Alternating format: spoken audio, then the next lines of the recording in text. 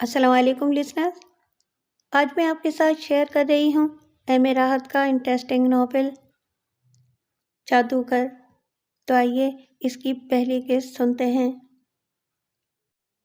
اپنا تعارف کرانا تو ضروری ہے۔ نام احتشام احمد، والد قاسم احمد ہے۔ قد 6 فٹ 1 انچ، رنگ گورا، کبھی ورزش نہیں کی لیکن جسم قابل تعریف ہے۔ چہرے کے نقوش بھی شاید اچھے ہی ہیں، کیونکہ کبھی کبھی سرے رات چلتی ہوئی شہزادیوں کی آنکھوں میں پسندیدگی کے تاثرات نظر آ جاتے ہیں۔ لیکن جس تن لاگے سو تن جانے، غم دورہ سے فرصت ملے تو غم جانا کی سوجھے۔ 7 سال کی عمر تھی جب ایک ٹریفک کے حادثے میں والدین کا انتقال ہو گیا۔ ایک چچا تھے جو والد صاحب کی اپنی کپڑے کی دکان پر کام کرتے تھے اور ہم سب ساتھ رہتے تھے۔ چچا عاصم احمد اچھے انسان تھے، لیکن چچی جان خالص چچی جان تھیں۔ ان کے بھی بچے تھے۔ ان کا سلوک میرے ساتھ بہت خراب تھا۔ چچا جان کی میری وجہ سے چچی سے کئی بار لڑائی ہوئی تھی اور چچی جان کئی ہفتے میکے جا کر بیٹھ جاتی تھیں۔ میں بالکل ناسمجھ نہیں تھا، حالات سے واقفیت تھی، پڑھ بھی رہا تھا اور جوان بھی ہو رہا تھا۔ جس دن میرا BA کا رزلٹ آیا، اسی دن چچا جان کو ہارٹ اٹیک ہو گیا اور وہ خالق حقیقی سے جا ملے۔ جو ہونا تھا ہوا، لیکن کچھ بعد میں بھی ہوا۔ چچی جان نے تنہائی دور کرنے کے لیے اپنے کچھ عزیزوں کو اپنے پاس بلا لیا، جنہوں نے کپڑے کی چلتی ہوئی دکان سنبھال لی۔ مجھے حالات کا بخوبی اندازہ تھا اور اب میرا دل بھی یہاں نہیں لگتا تھا، لیکن آگے کے بارے میں کوئی فیصلہ نہیں کر سکتا تھا کہ چچی جان نے یہ مشکل بھی حل کر دی۔ تم سے کچھ کہنا چاہتی ہوں احتشام۔ جی چچی جان، کچھ مشکلیں پیش آ گئی ہیں۔ ماموں احسان کچھ دقیانوسی قسم کے آدمی ہیں، لیکن میرے لیے بہت ضروری ہیں۔ میں سمجھا نہیں۔ سلطانہ جوان ہے، ماموں کہہ رہے تھے کہ شانی کی موجودگی سے سلطانہ کو پریشانی ہوتی ہے، اس لیے وہ یہاں نہیں رہ سکتے، مگر میں چاہتی ہوں کہ وہ میرے پاس رہیں۔ سلطانہ چچی جان کے ماموں کی بیٹی تھی، کالا رنگ، بھیگی آنکھیں، وزن 160 پاؤنڈ، جس کے لیے یہ پریشانی لاحق ہو گئی تھی۔ تمہیں کہیں اور بندوبست کرنا ہوگا اپنی رہائش کے لیے۔ جی ٹھیک ہے، کچھ وقت لگ جائے گا، جتنی جلدی ہو سکے، چچی جان نے کہا، لیکن زیادہ وقت نہ لگا۔ ایک رہائش گاہ مل گئی اور میں اپنے ہی گھر سے نکل گیا۔ ماموں احسان نے ایک اور احسان کیا کہ کپڑے کی دکان سے بھی مجھے بے دخل کر دیا۔ میں چاہتا تو ماموں احسان کے سارے احسانات قانونی اور غیر قانونی طور پر لمحوں میں اتار دیتا، لیکن ماں باپ سے محروم ہونے کے بعد میں بالکل عجیب ہو گیا تھا۔ ایک بے کلی بے چینی سی دل پر تاری رہتی تھی۔ کچھ کروں، زندگی میں کوئی تبدیلی آئے، منفرد، عجیب، لیکن کیا، یہ سمجھ میں نہیں آتا تھا۔ کچھ رقم بینک میں تھی، اسی سے کام چلایا۔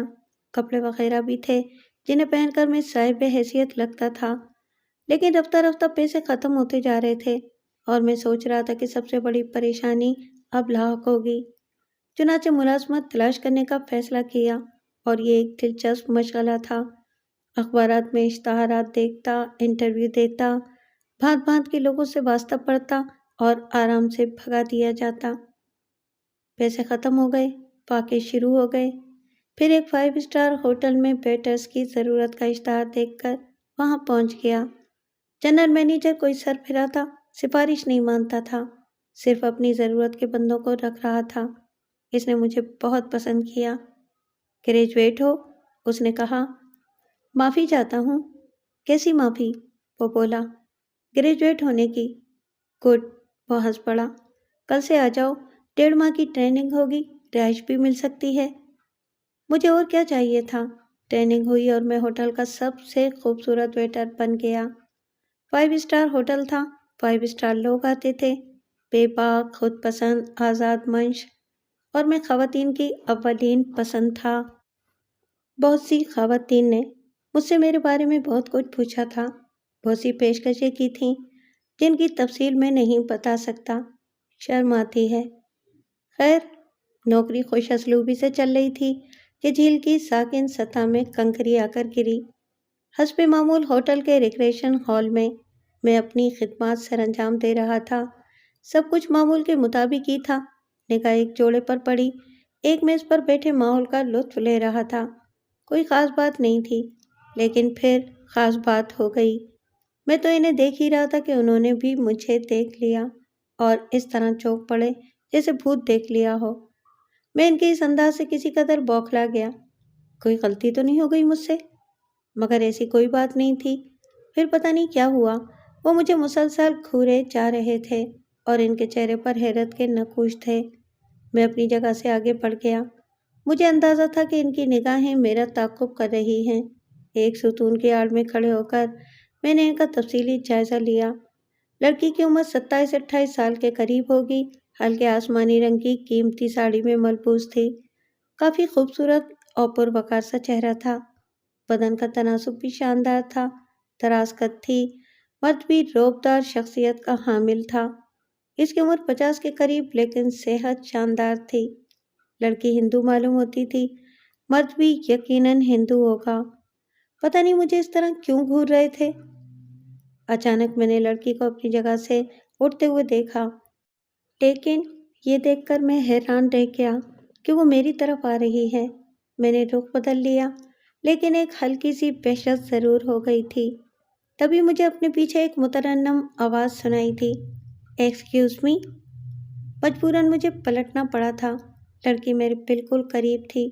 قریب سے دیکھنے سے اندازہ ہوا کہ اس کی آنکھیں بہت خوبصورت ہیں۔ یس میم، میں نے ادب سے کہا۔ دھرم؟ وہ بولی۔ مسلمان ہوں، میں نے جواب دیا۔ تم دھرم ہو نا؟ نہیں، شانی ہوں۔ دھرم؟ پلیز مجھ سے خود کو نہ چھپاؤ۔ ارے میم، کیا آپ مجھے دھرم سمجھ رہی ہیں؟ میرا نام واقعی احتشام ہے۔ میرے جاننے والے مجھے شانی کہتے ہیں۔ اس طرح باتیں کرنا اچھا نہیں لگ رہا۔ تم یہاں ویٹر کی نوکری کر رہے ہو؟ جی۔ کیوں؟ پیٹ بھرنے کے لیے۔ دھرم پلیز، ہم لوگ تھوڑی دیر کے بعد یہاں سے اٹھ جاتے ہیں۔ اسی ہوٹل کی 8ویں منزل پر روم نمبر 816 میں ہے، وہاں آ جاؤ۔ لیکن آپ کو غلط فہمی ہو رہی ہے، میں دھرم نہیں ہوں۔ پلیز تم آؤ تو صحیح۔ رہتے کہاں ہو؟ ہوٹل کے سرونگ ونگ میں۔ تم پلیز آ جاؤ، ہم انتظار کر رہے ہیں۔ اوکے، میں نے اصلیت بتا دی ہے، آپ مجھے دھوکے باز نہیں کہیں گی۔ تم آؤ، میں چلتی ہوں۔ وہ واپسی کے لیے مڑی تو میں نے کہا، میری چھٹی 10 بجے ہوگی، اس کے بعد آ سکتا ہوں۔ دھرم، نوکری کو گولی مارو، تمہیں نوکری کا کیا کرنا ہے؟ اس نے کہا اور واپس چلی گئی۔ لیکن میں شدید اضطراب کا شکار ہو گیا۔ یہ کیا ہے؟ وہ لوگ مجھے دھرم کیوں سمجھ رہے ہیں؟ فلمی قسم کی غلط فہمی معلوم ہوتی تھی، لیکن فلموں میں اس طرح کی غلط فہمیوں سے منسلک کہانیاں بڑی دلچسپ ہوتی ہیں۔ کیوں نہ دھرم بن کر دیکھا جائے؟ میرا کون سا کوئی آگے پیچھے ہے؟ اگر کوئی بھی لمبی کہانی چل گئی تو دیکھا جائے گا۔ زندگی میں کوئی رد و بدل تو ہو۔ بڑا دلچسپ، بڑا انوکھا فیصلہ تھا۔ یہ بھی سوچا کہ کوئی بڑا فراڈ نہ ہو، کسی مصیبت میں نہ پھنس جاؤں۔ ڈیوٹی بہرحال پوری کی۔ رہائش گاہ میں جا کر لباس تبدیل کیا اور پھر 816 پر پہنچ کر دستک دی۔ آ جاؤ۔ اندر سے مترنم آواز سنائی دی اور میں دروازہ کھول کر اندر داخل ہو گیا۔ وہ ایک خوبصورت کاؤچ پر پاؤں لٹکائے بیٹھی تھی۔ مجھے دیکھ کر حیران رہ گئی۔ پھر اس کی آنکھوں میں پسندیدگی کے تاثرات ابھر آئے۔ وہ اپنی جگہ سے اٹھ کر میرے قریب آ گئی۔ اس کے بدن سے بھینی بھینی مسور کن خوشبو اٹھ رہی تھی۔ اس نے بوجھل لہجے میں کہا، اور تم کہتے ہو کہ میں دھرم نہیں ہوں؟ میں نے ایک گہری سانس لی، پھر کھوئے کھوئے لہجے میں بولا، پتہ نہیں میں کون ہوں؟ اوہ، تیواری جی کا بھی یہی خیال تھا۔ تیواری جی؟ سوالیہ انداز میں کہا گیا۔ رام تیواری، آپ کے ساتھی؟ ہاں۔ وہ کہاں ہیں؟ آپ اس کمرے میں رہتی ہیں؟ نہیں، وہ میرے ساتھ ہی ہوتے ہیں، کسی کام سے گئے ہیں، آ جائیں گے۔ آؤ بیٹھو۔ اس نے بڑے پیار سے میرا ہاتھ پکڑ لیا اور مجھے اپنے ساتھ کاؤچ پر بٹھاتے ہوئے بولی، ویٹر بنے تم کتنے عجیب لگ رہے تھے، سب سے منفرد، بے حد خوبصورت۔ تم کہاں کھو گئے تھے دھرم؟ جانتے ہو تیواری جی کیا کہہ رہے تھے؟ نہیں۔ میں نے کہا، اس وقت مجھے خود اپنی صلاحیت پر رشک آ رہا تھا۔ میں بہترین اداکاری کر رہا تھا، لیکن مجھے یہ سب بہت دلچسپ لگ رہا تھا۔ میں دھرم کی کہانی جاننا چاہتا تھا، لیکن پوری طرح محتاط ہو کر۔ وہ کہہ رہے تھے کہ ہماری تقدیر بہت اچھی ہے کہ تم اس طرح مل گئے۔ کہہ رہے تھے کہ اب وہ اس شیطان کی بچی کو دیکھیں گے جو خود کو بہت عزیز ذہین سمجھتی ہے۔ شیطان کی بچی؟ کون؟ ہمارا خیال تھا کہ اس نے تمہیں قتل کرایا، لیکن کمبخت خود اپنے جال میں پھنس گئی۔ اب تم خود کو بالکل محفوظ سمجھو دھرم، کوئی تمہارا بال بیکا نہیں کر سکے گا۔ چلو چھوڑو، کافی پیو۔ میرے جواب دینے سے پہلے وہ اپنی جگہ سے اٹھی اور روم سروس کو فون کر کے کافی طلب کر لی۔ ویٹر کافی لے کر آیا تو رخ بدلنا پڑا کیونکہ وہ مجھے جانتا تھا۔ لڑکی نے کافی بنا کر مجھے دی، پھر بولی، تم کہاں گم ہو گئے تھے دھرم؟ بتاؤ تو صحیح۔ آپ میری بات کو عجیب سمجھیں گی۔ کیا مطلب؟ مجھے اب بھی پتہ نہیں ہے کہ میں دھرم ہوں، مجھے اپنا نام شانی یاد ہے۔ اوہ، میرا نام جانتے ہو؟ نہیں، میں رکمنی ہوں۔ جی، تمہاری یادداشت بہت بری طرح متاثر ہوئی ہے، یقیناً تم پر بے پناہ تشدد کیا گیا ہے، لیکن فکر مت کرو، سب ٹھیک ہو جائے گا۔ تم اپنے دماغ پر زور دے کر سب یاد کرنے کی کوشش کرو۔ مجھے لگتا ہے کہ جیسے میرا کچھ کھو گیا ہے۔ میں تمہیں رکمنی کہہ کر بلا سکتا ہوں؟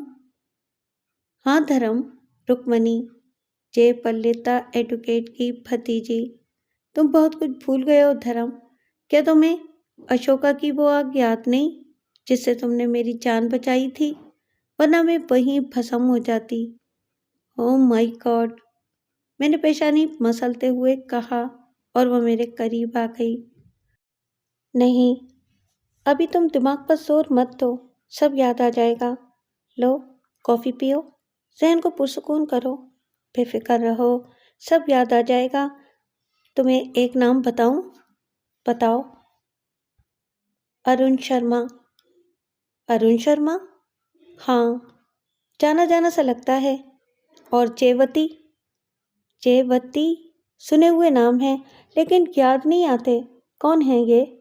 اور میں انہیں کیسے جانتا ہوں؟ ان ناموں کا تمہارے جیون سے گہرا تعلق ہے۔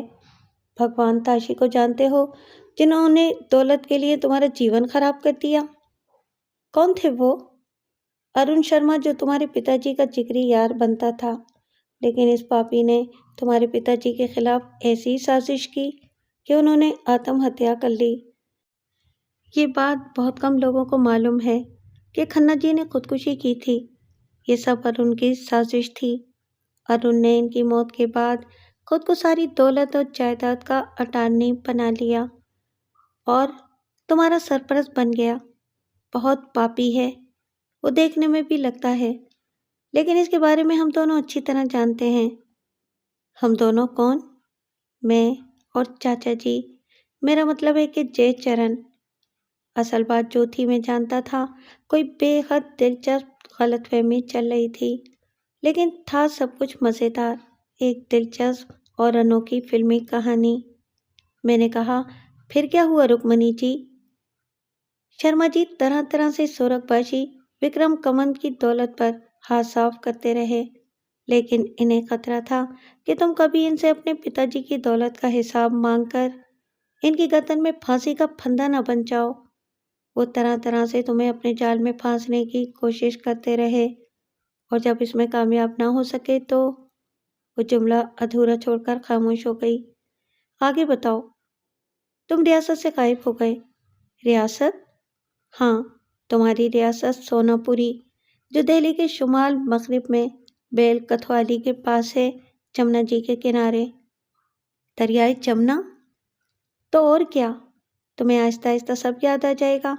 ریاست سونا پوری کے جنوب میں تمہاری بے شمار زمینیں بکھری پڑی ہیں، اور پھلوں کے باغات پورے ہندوستان میں مشہور ہیں، خاص طور پر سونا مندری آم، جو پورے ہندوستان میں صرف تمہارے باغوں میں ہوتے ہیں۔ ذرا غور کرو، دریائے جمنا کے کنارے آموں کا یہ باغ کیسی بہار دیتے ہیں۔ ہاں، वैसे दिमाग में मिटे मिटे से नुकोश उभरते हैं, लेकिन सब याद नहीं आता। मैं अब पूरी बेईमानी पर आमादा हो गया था। जिंदगी एक नया खेल खेल रही है तो ठीक है, वैसे ही कौन सा खानदान है मेरा। जब तक ये खेल चले चलाऊंगा, आखिरकार एक दिन पोल खुल जाएगा, लेकिन कसूर मेरा नहीं होगा। मैं तो खोई हुई याददाश्त का मरीज हूँ। जो ये लोग याद दिला रहे हैं वो याद आ रहा है। रुक्मणी किसी सोच में डूबी हुई थी। कुछ देर के बाद उसने कहा, इन शैतानों ने पता नहीं क्या अमल किया है। खैर, तुम मिल गए, हमें सब कुछ मिल गया। राम तिवारी जी भी मामूली आदमी नहीं हैं। वो अरुण शर्मा की टक्कर के आदमी हैं। अच्छी तरह निमट लेंगे। मैं दिल में हंस पड़ा। मैंने सोचा, बीबी, आखिरकार एक दिन धर्म जी आ जाएंगे और आप लोग मुझे धक्के देकर निकाल देंगे। चलो, क्या फर्क पड़ता है। राम तिवारी जी आ गए। रुक्मणी ने मेरे सामने ही इनसे पूछा, जी तिवारी जी, आप क्या करके आए हैं। मैंने कुछ मंसूबे तरतीब दिए हैं। वही पूछ रही हूँ, क्या। हम फौरन सोनापुरी नहीं जाएंगे। जाहिर है, मैंने दिल्ली में अपने आदमी से रब्ता कर लिया है। ओह, क्या आपने इन्हें तफसील बता दी है। पागल समझ रही हो मुझे। मतलब, बहुत मोहतात रहना है। ओमन शर्मा का सारा परिवार और वो खुद दिल्ली में है। बात किसी से भी लीक आउट हो सकती थी और मैं वक्त से पहले ये नहीं चाहता था। बिल्कुल ठीक, मैंने इन्हें चौकस कर दिया है। गुड। धर्म की दिल्ली रवानगी के लिए कुछ तैयारियां करनी हैं। इस दौरान फिर दूसरे होटल मुंतकिल हो जाएंगे। यहाँ इसे सब जानते हैं। हमें कब तक रवाना होना है। बस 2-3 दिन। गुड, रुक्मणी ने कहा। इस दौरान मैंने भी कुछ तैयारियां कर ली थीं। चुनाचे मेरे ख्याल के मुताबिक तिवारी ने मुझसे सवाल किया, धर्म जी, आप जहन पर जोर देकर बताएं, आपके साथ हुआ क्या था। मुझे याद नहीं आता। कोई बात नहीं, सब ठीक हो जाएगा, सब कुछ सामने आ जाएगा, उसने कहा। फिर कुछ कार्रवाइयाँ हुई। तिवारी ने एक और होटल में कमरे हासिल किए और हम खामोशी से इसमें मुंतकिल हो गए। मुझ जैसे लोग भी कम होते हैं। बड़ी मुश्किल से होटल में नौकरी मिली थी। इज्जत उम्मीद के साथ जिंदगी बसर कर रहा था, लेकिन दिमाग पर छिपकली सवार हो गई और सब कुछ छोड़कर एक अहमकाना अमल के लिए तैयार हो गया।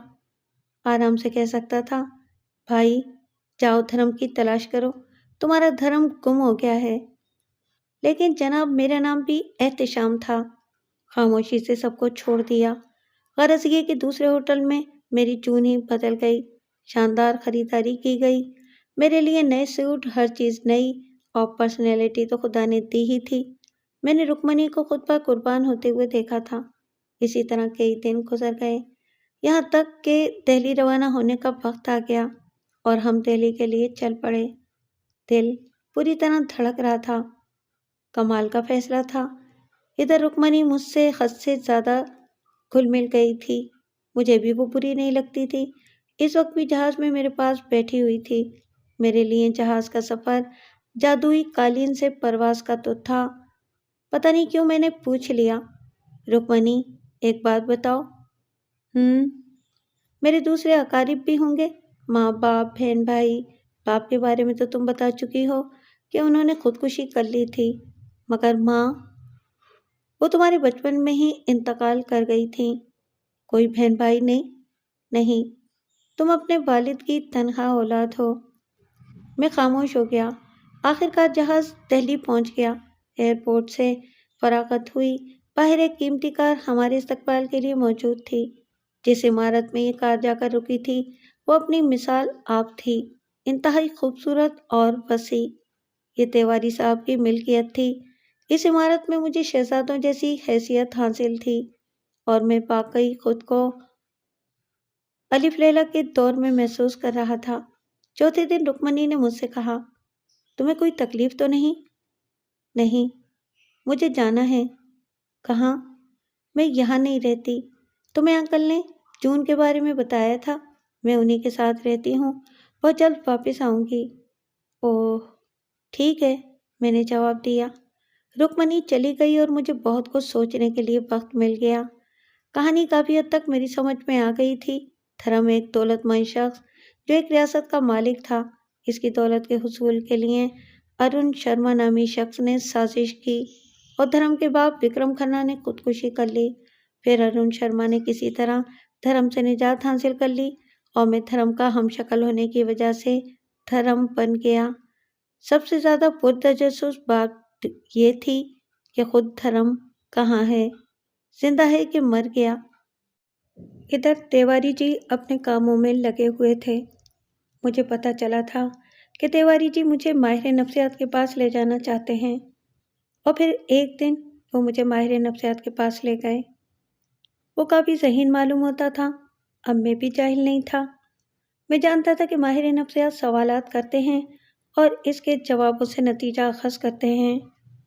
چنانچہ اس ماہر نفسیات سے مقابلہ کرنا تھا۔ تیار ہے مسٹر دھرم؟ جی۔ آپ کو میرے سوال کا فوری جواب دینا ہے، سوچ کر نہیں۔ بہتر ہے۔ سمندر؟ بال ٹھاکرے، میں نے پھٹ کر جواب دیا۔ یہ جواب کسی بھی طرح ماہر نفسیات کی کھوپڑی میں نہیں بیٹھتا تھا۔ اس نے اپنی حیرت پر قابو پا کر کہا، ٹاور آف پیسا، چیچو کی ملیاں، جون آف آرک، نان کھتائی۔ مائی گاڈ، وہ پریشانی سے بولا، پھر کہنے لگا، امیتابھ بچن، بغیر ٹونٹی کا لوٹا۔ او شٹ اپ۔ ماہر نفسیات بری طرح جھلا گیا، لیکن دوسرے لمحے تیواری نے اپنا ہاتھ اس کے کندھے پر رکھ کر کہا، مسٹر بھلا، سچ سوری سر۔ ماہر نفسیات نے خود پر قابو پا کر کہا، پھر بولا، حیرت انگیز رپورٹ ہے سر، دماغی قوتیں بہترین ہیں، حس سے لطافت بے مثال ہے، بس کوئی عارضی ذہنی انتشار معلوم ہوتا ہے۔ کچھ دوائیں لکھتا ہوں، سب ٹھیک ہو جائے گا۔ مجھے اندازہ تھا کہ ڈاکٹر خود ذہنی تکلیف کا شکار ہو گیا ہے۔ وہ چلا گیا، لیکن تیواری جی کو گہری سوچ میں چھوڑ گیا۔ رکمنی کے چلے جانے سے دل اداس ہو گیا تھا، لیکن شاید وہ بھی اداس ہو گئی تھی، اس لیے شام ہوتے ہی آ گئی۔ وہ بے حد خوبصورت لباس میں آئی تھی اور بے حد حسین لگ رہی تھی۔ تمہارے بغیر ایک لمحے کو بھی دل نہیں لگا۔ میرا بھی، میں نے کہا اور صاف محسوس کیا کہ رکمنی میرے ان الفاظ سے بہت خوش ہوئی ہے۔ اس نے کہا، آؤ ڈارلنگ، گھومنے چلیں، لباس تبدیل کر لو۔ اس نے خود میرے لیے لباس پسند کیا اور پھر باہر نکل آئی۔ اس وقت وہ دوسری کار میں آئی تھی جس کے شیشے لاک تھے۔ رات گئے تک ہم گھومتے رہے تھے۔ شاہانِ مغلیہ کی دلی آج بھی اپنی روایتوں میں زندہ تھی۔ جہاں اسے مغل حکومتوں کی درگاہیں منسلک تھیں، وہیں پلیوں اور درویشوں کی یادگاریں دلی سے وابستہ تھیں۔ حضرت نظام الدین اولیاء کا مزار مبارک، فیروز شاہ کا کوٹلہ، لال قلعہ، جامع مسجد، چاندنی چوک، کناٹ پیلس، نئی چاوڑی، دلی میں کیا نہیں تھا۔ میرے ذہن میں دلی کی تمام درگاہیں زندہ ہو گئیں، نادر شاہ درانی، محمد شاہ رنگیلا اور نہ جانے کیا کیا۔ پہلے تو یوں لگا تھا جیسے رکمنی مجھ سے الگ ہو جائے گی، لیکن شاید منصوبہ بدل دیا گیا تھا۔ اب وہ میرے ساتھ ہی رہتی تھی اور ہم روزانہ دہلی گھومنے جایا کرتے تھے۔ رکمنی کے ساتھ بہت سی باتیں ہوتی تھیں۔ ایک دن اس نے پوچھا، تمہیں کچھ یاد آتا ہے دھرم؟ کیا؟ اپنی ریاست سونا پوری؟ نہیں رکمنی، مجھے اس کے بارے میں بتاؤ۔ بہت خوبصورت ہے، مالاگاسی کی پہاڑی چوٹیوں کے درمیان آباد، بہت ترلے ہیں تمہاری۔ ہم یہاں کیوں نہیں جاتے؟ بس کچھ منحوس روایتیں وہاں سے وابستہ ہیں۔ منحوس روایتیں؟ ہاں، دولت، جائیداد، عورت، ساری آسائشیں انہی کے گرد گھومتی ہیں۔ کچھ اور بتاؤ رکمنی، میں نے کہا، اور رکمنی سوچ میں ڈوب گئی۔ پھر بولی، گیا رام، راجہ گیا رام انگریزوں کے زمانے سے پہلے اس ریاست کا مالک تھا۔ بہت اچھا اور محب وطن آدمی تھا۔ انگریزوں نے اسے اپنے رستے پر لگانا چاہا تو اس نے سخت مزاحمت کی اور ہاں بولو، خاموش کیوں ہو گئیں؟ گیا رام نے انہیں قبول نہیں کیا، لیکن تمہارے دادا جی نے، جو گیا رام کے دیوان تھے، انگریزوں سے ساز باز کر کے گیا رام کو مروا دیا، جس کے نتیجے میں انگریزوں نے ریاست سونا پوری تمہارے دادا کے حوالے کر دی۔ لیکن گیا رام اور اس کے پریوار کی آتما آج تک سونا پوری میں بھٹکتی دیکھی جاتی ہے۔ اس نے کئی ایسے لوگوں کو ہلاک کیا ہے جو انگریزوں کے پٹھو تھے۔ بس اس کے بعد سبھاشی بکم کھنہ نے دہلی میں رہائش اختیار کر لی۔ اور ریاست؟ وہاں کارندے کام کرتے ہیں۔ مجھے وہاں جانا ہے۔ ہاں ضرور جانا، مگر ابھی نہیں۔ ابھی تو ہمیں یہاں بہت کام کرنا ہے۔ اپنی کوٹھی دیکھو گے؟ میرا مطلب ہے کہ سونا پوری والی کوٹھی۔ وہی گھسا رہتا ہے۔ میرا مطلب ہے کہ میری کوٹھی میں۔ ارون شرما؟ رکمنی نے مجھے میری محل نما کوٹھی دکھائی اور میں دل ہی دل میں خوب ہنسا۔ کل جب اصل دھرم آ جائے گا تو مجھے اس کوٹھی کا دربان بھی نہیں رکھا جائے گا۔ لیکن کیا حرج ہے، جب تک یہ خوبصورت زندگی چل رہی ہے چلائی جائے، بعد میں جو ہوگا دیکھا جائے گا۔ پھر ایک شام تیواری چائے کے وقت آ گیا۔ مجھے دیکھ کر مسکراتے ہوئے بولا، بہت شاندار نظر آ رہے ہو دھرم۔ آج رات کو ڈنر پر پرکاش ورما جی آ رہے ہیں تم سے ملنے۔ پرکاش ورما؟ یہ کون ہیں؟ میں نے پوچھا۔ DIG اسپیشل ونگ میں میرے ان سے فیملی تعلقات ہیں۔ میں تمہیں خاص طور سے ان کے سامنے لانا چاہتا ہوں تاکہ تمہاری واپسی رجسٹر کی جائے۔ جی، لیکن ایک اعلیٰ پولیس افسر کے سامنے تمہیں بہت حاضر دماغ رہنا ہے۔ ہمیں ارون شرما جیسے خاک آدمی کی سازش سے نمٹنا ہے۔ کوئی لغزش نہ کھانا، تم بالکل نارمل رہو گے اور اپنے اوپر گزرنے والے واقعات کا بالکل تذکرہ نہیں کرو گے۔ اسی ذہانت سے ہم ارون شرما کو شکست دے سکیں گے۔ آپ مطمئن رہیں، میں نے جواب دیا۔ ایک اعلیٰ پولیس افسر جس قدر شاندار پرسنالٹی کا مالک ہو سکتا تھا، پرکاش ورما ایسا ہی تھا، لیکن اس کے ساتھ ساتھ کچھ اور قباحتیں بھی تھیں۔ یہ اس کی 2 توبہ شکن لڑکیاں بھی تھیں، انتہائی ماڈرن لباس میں، اور جدید فیشنیبل دھرم پتنی بھی ساتھ تھیں۔ میرے لیے لباس کا انتخاب رکمنی نے کیا تھا، باقی تیاریاں بھی اس نے کی تھیں۔ ایک بار تو خود کو آئینے میں دیکھ کر مجھے بھی اپنی مردانہ وجاہت پر غرور محسوس ہوا تھا۔ مزید غرور ان دونوں ماڈرن لڑکیوں کو دیکھ کر ہوا تھا جو مجھے پاگلوں کی طرح دیکھتی رہ گئی تھیں۔ ہیلو مسٹر دھرم کھنہ، آپ سے تو غیر متوقع ملاقات ہو رہی ہے۔ ہیلو سر، میں نے پروقار لہجے میں کہا۔ آپ تو شاید ملک سے باہر گئے ہوئے تھے۔ جی، میں نے آہستہ سے کہا۔ سیر و سیاحت کے لیے یا کوئی اور کام تھا؟ پرکاش ورما اپنی پولیس کی فطرت سے باز رہ سکتے تھے بھلا؟ نہیں، کام تو کوئی بھی نہیں تھا۔ کہاں کہاں گئے؟ لندن، پیرس، روم وغیرہ۔ Very good. شرما جی نے دوستی کی اعلیٰ مثال قائم کی ہے۔ وہ تمہارا کتنا خیال رکھتے ہیں؟ اور رکمنی جی، تم کیسی ہو؟ ٹھیک ہوں انکل۔ میں نے ان دونوں لڑکیوں کی طرف دیکھا جو اب بھی مسحور نظر آ رہی تھیں۔ رکمنی کی آنکھوں کے تاثرات خراب تھے، جیلسی محسوس کر رہی تھی۔ کھانے کا پرتکلف دور چلا، پھر لڑکیاں میری طرف متوجہ ہو گئیں۔ ان میں سے ایک نے کہا، مغربی لڑکیوں نے آپ کو واپس کیسے آنے دیا؟ وہ تو اس ہندوستانی شہزادے پر مر مٹی ہوں گی۔ مجھے تو مشرقی لڑکیاں بھی کافی پریشان نظر آ رہی ہیں۔ رکمنی پوری طرح جل گئی، لیکن دونوں نے برا نہیں مانا تھا۔ ان میں سے ایک نے کہا، تو پھر آپ ہمارے گھر کب آ رہے ہیں؟ پرکاش ورما نے بھی مجھے اپنے گھر آنے کی دعوت دی تھی۔ پھر وہ لوگ چلے گئے تو تیواری جی نے پرسکون لہجے میں کہا، میں نے پہلی اینٹ رکھ دی ہے۔ اب ہمارے پاس تمہاری موجودگی کا ایک معقول گواہ موجود ہے، اور اب میرے خیال میں کھیل کا آغاز ہو جانا چاہیے۔ کیوں رکمنی؟ جی مسٹر تیواری انکل، کیا پروگرام ہے؟ اشوکا، دھرم کو اشوکا میں منتقل کر دیا جائے گا۔ تمہیں معلوم ہے کہ ارون شرما روزانہ اشوکا میں بلیئرڈ کھیلنے آتا ہے۔ دھرم بلیئرڈ روم میں جائے گا، ہمیں اس کا رد عمل دیکھنا ہے۔ گڈ، اچھا آئیڈیا ہے، مگر مسٹر تیواری مجھے بھی تو کچھ بتایا جائے، میں نے کہا۔ ہاں میری جان، بہت کچھ بتانا ہے تمہیں۔ دوسری صبح ناشتے کے بعد رکمنی اور تیواری جی نے کام شروع کر دیا۔ مجھے کچھ تصویریں دکھائی گئیں اور اب میرے امتحانات کے لمحات آ گئے۔ مجھے ان تصویروں کو پہچاننا تھا۔ یہ ارون شرما اور اس کے اہل خاندان تھے۔ میں صرف اپنی عقل سے کام چلا رہا تھا۔ سارا منصوبہ میرے علم میں آ گیا، لیکن یہ بات دونوں بھی نہیں جانتے تھے کہ اصل کیا ہے۔ میں تو اس سرے سے دھرم وکرم تھا ہی نہیں، لیکن یہ بھی ایک دلچسپ تجربہ تھا۔ پتہ یہ چلانا تھا کہ خود تیواری جی اور رکمنی دیوی کا ان معاملات سے کیا مفاد وابستہ ہے۔ مجھے پوری طرح بریف کر دیا تھا، لیکن باقی کام مجھے خود کرنے تھے۔ ان لوگوں کا خیال تھا کہ میں ایک بڑا آدمی ہوں، مجھے اشوکا جیسے ہوٹلوں کا خوب تجربہ ہوگا، لیکن سچ یہ ہے کہ میرے فرشتوں نے بھی اس ہوٹل کو اندر سے نہیں دیکھا ہے۔ البتہ بھلا ہو فلموں اور ڈراموں کا، انہوں نے عام لوگوں کو بھی بہت کچھ سکھا دیا ہے۔ اشوکا بیچ کا بھی ہوٹل ہے، دیکھ کر عقل چکرا جاتی ہے۔ ایک خوبصورت ویٹر لڑکی نے مجھے میرے کمرے تک پہنچا دیا۔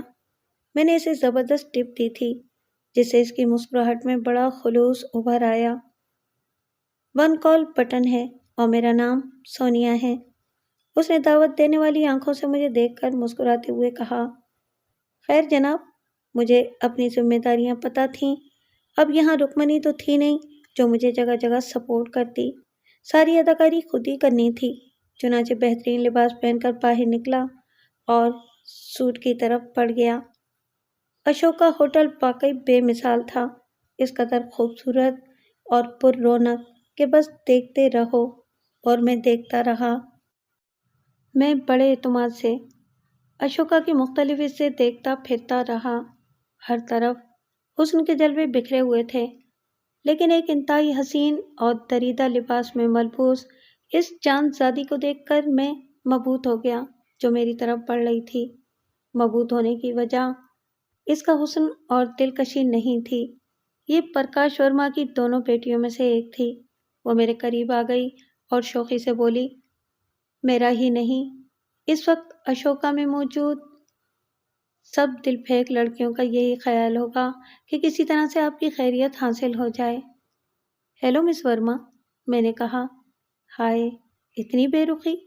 وہ بولی، کیوں؟ یہ آپ نے کیوں کہا؟ بڑی سادگی سے آپ نے مجھے مخاطب کیا ہے، کوئی لگاؤ نہیں ہے آپ کے لہجے میں، جس سے مجھے مایوسی ہوئی ہے۔ میں تو آپ کا نام بھی نہیں جانتا۔ نتاشا ورما، ویسے ہم دونوں یہ شکایت دل میں لے کر آئے تھے۔ کون سی شکایت؟ آپ نے تیواری کے گھر میں بھی ہمارا نام نہیں پوچھا تھا۔ بس میں معذرت ہی کر سکتا ہوں، میرا خیال تو کچھ اور ہے۔ کیا؟ رکمنی، اس نے کہا، پھر خود ہی جلدی سے بولی، چلیں چھوڑیں، آئیے آگے چلیں۔ میں نے خاموشی سے اس کے ساتھ قدم آگے بڑھا دیے۔ اس وقت اس کی سنگت مجھے بری نہیں لگی تھی۔ ہم گیمز ہال میں آ گئے، یہی میری مطلوبہ جگہ تھی۔ پھر میں سنبھل گیا۔ کچھ فاصلے پر میں نے ارون شرما کو دیکھ لیا تھا۔ مجھے اس کی بہت سی تصویریں دکھائی گئی تھیں۔ بے حد پروقار اور خوش لباس شخصیت تھی، بڑی مہارت سے اسنوکر کھیل رہا تھا، دانتوں میں پائپ دبا ہوا تھا۔ میں اسے دیکھتا رہا تھا، وہ اپنا کھیل کھیل رہی تھی۔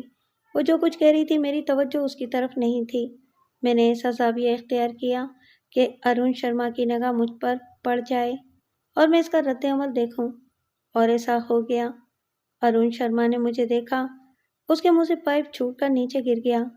میں نے ایسا رخ رکھا تھا کہ وہ مجھے دیکھ لے، لیکن اسے یہ احساس نہ ہو کہ میں نے بھی اسے دیکھ لیا ہے۔ کسی نے اسے پائپ اٹھا کر دیا اور ارون شرما کسی سے کچھ کہے بغیر باہر نکل گیا۔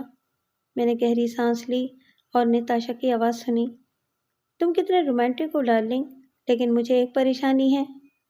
کیا؟ میں نے بے خیالی سے پوچھا۔ رکمنی تم سے بہت قریب ہے، وہ بولی، پھر کلائی پر بندھی گھڑی دیکھ کر بولی، سوری، مجھے اب جانا ہے۔ کسی پولیس آفیسر کی بیٹی ہونا بھی بس، ڈیڈی اصولوں کی پابندی کے سختی سے قائل ہیں۔ میرے لیے وقت مقرر ہے۔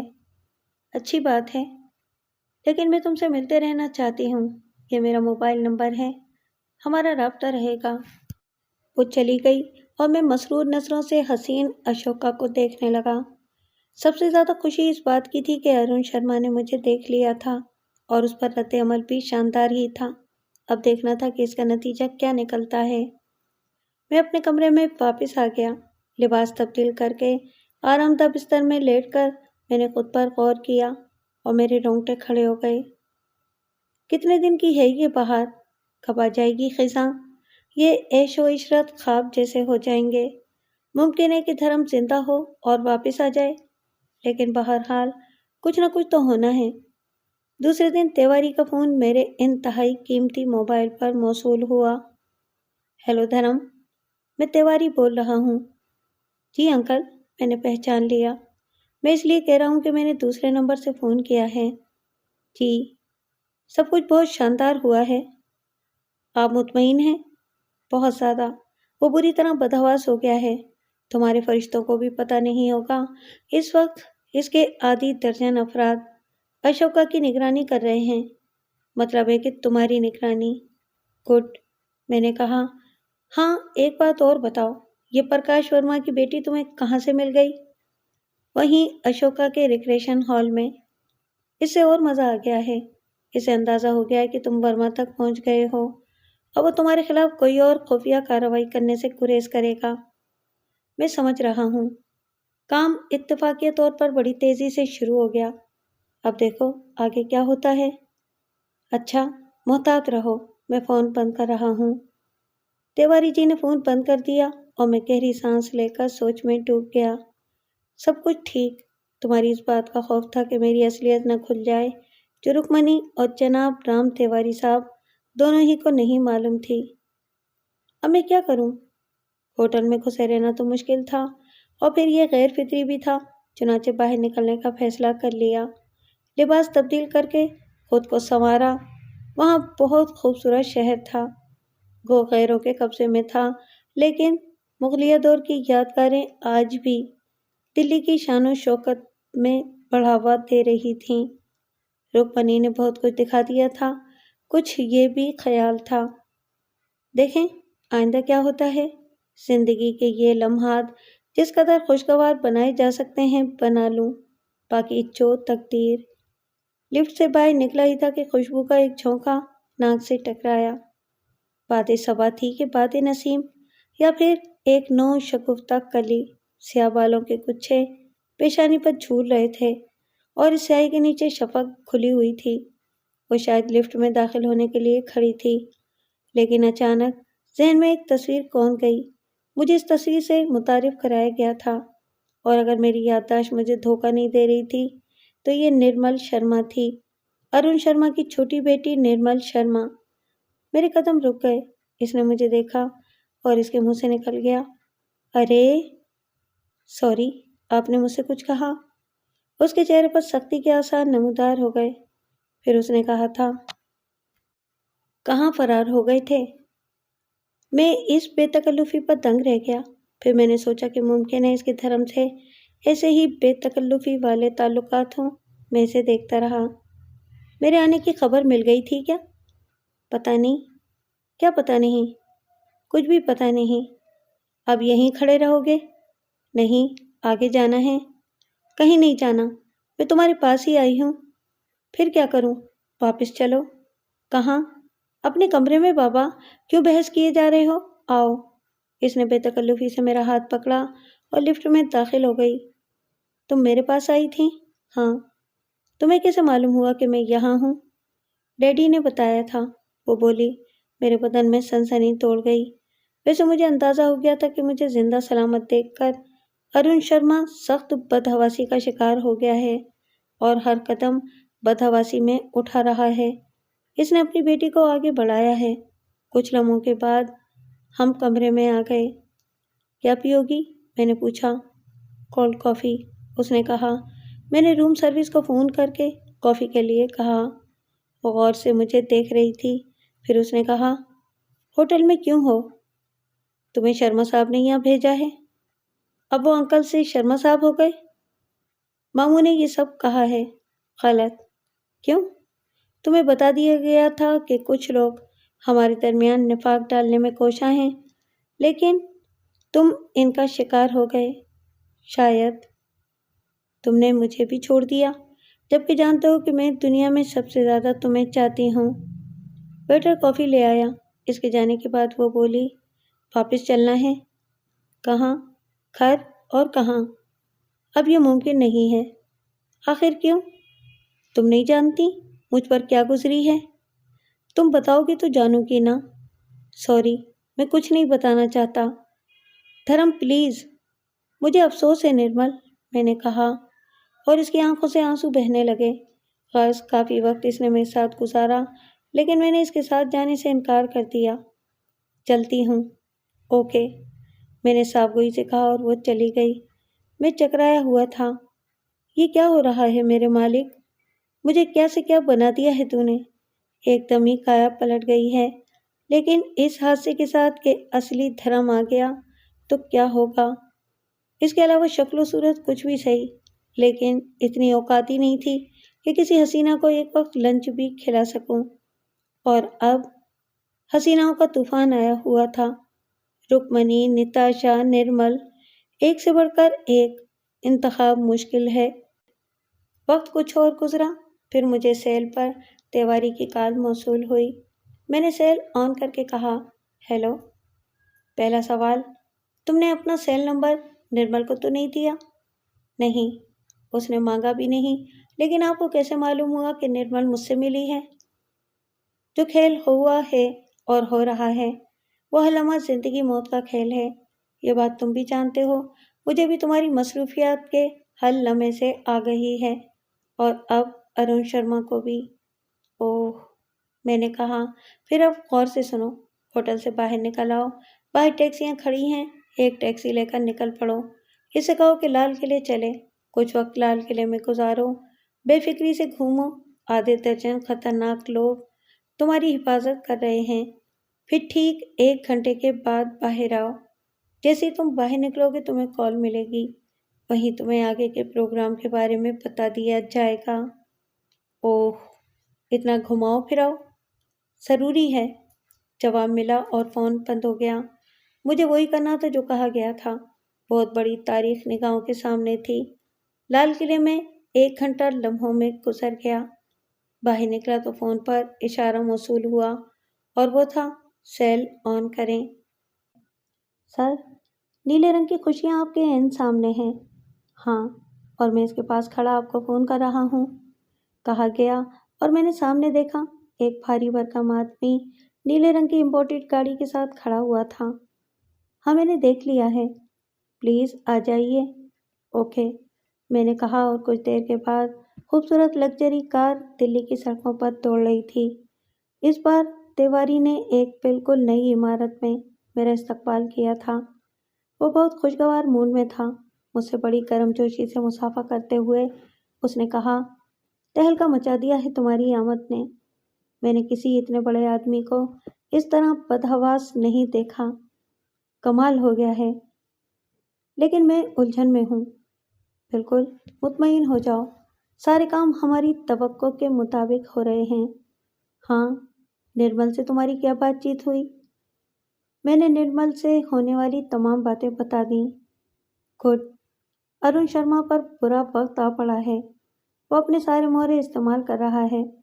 اپنی چھوٹی بیٹی نرمل کو اس نے تمہارے پاس بھیج دیا۔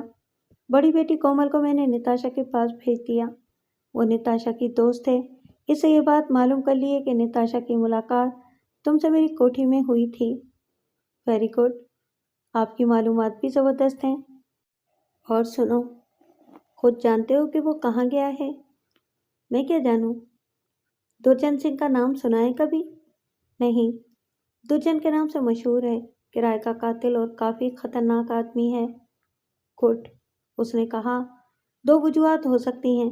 اول تو یہ کہ وہ درجن سے تمہارے سلسلے میں کوئی کام لینا چاہتا ہے۔ دوئم یہ کہ ممکن ہے اس نے تمہارے لیے پہلے ہی درجنا کی خدمات حاصل کی ہوں گی، اور اب اس سے باز پوچھ کرنے آیا ہوگا کہ تم زندہ کیسے ہو۔ اوہ، میں نے آہستہ سے کہا، یہ بات مجھے خطرناک لگی تھی۔ تیواری نے شاید میرے چہرے سے میری پریشانی کا اندازہ لگا لیا اور مسکرا کر بولا، میرا نام تیواری ہے۔ درجنا کو اب تک اغوا کر لیا گیا ہوگا۔